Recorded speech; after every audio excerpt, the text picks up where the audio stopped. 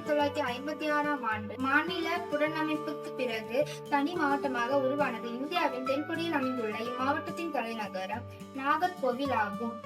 மாவட்டம் 1729.27 சதுர கிலோமீட்டர் பரப்பளவை கொண்டுள்ளதாக இருந்தாலும் மக்கள் அடர்த்தியில் சென்னைக்கு அடுத்து 2ஆம் இடம் வகிக்கிறது. கல்வி அறிவில் தமிழ்நாட்டில் முதல் மாவட்டமாக விளங்குகிறது. தமிழ்நாட்டில் உள்ள அனைத்து மாவட்டங்களில் இருந்து கன்னியாகுமரி வேறுபட்டு நிற்கிறது. உலகத்திலே எங்கு மட்டும் சூரிய உதயத்தினையும் சூரியன் மறைவினையும் ஒரே இடத்தில் பார்க்கும் வடிவமைப்பை பெற்றுள்ளது.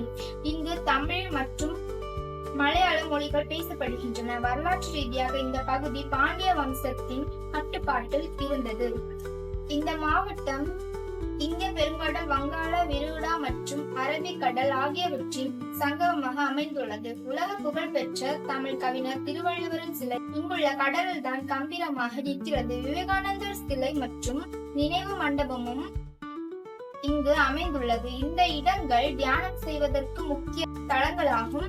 இந்த பகுதியின் வரலாறு, கலாச்சாரம் மற்றும் இயற்கை அழகு ஒருங்கே சேர்ந்து இந்த மாவட்டத்தை தலமாக மாற்றுகிறது.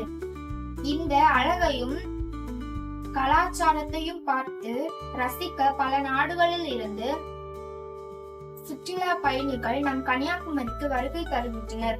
நம் மாவட்டத்தில் பல நூற்றாண்டுகளில் பழமையான வரலாற்று மற்றும் மத தலங்கள் உள்ளன. கடற்கரை ஓரங்களிலும் மலைகளின் உட்புறத்திலும் சிறந்த இயற்கை அழகை கொண்டுள்ளது. பல்வேறு வகையான தாவரங்கள் மற்றும் விலங்கினங்களை கொண்டுள்ளது.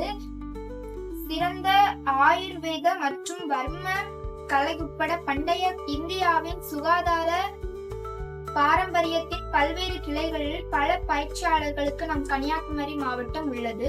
இந்த பெருமை மிகுந்த மாவட்டத்தில் தான் நாமும் வாழ்கிறோம் என்பதை பெருமையுடன் கூறிக்கொள்ளலாம். நன்றி.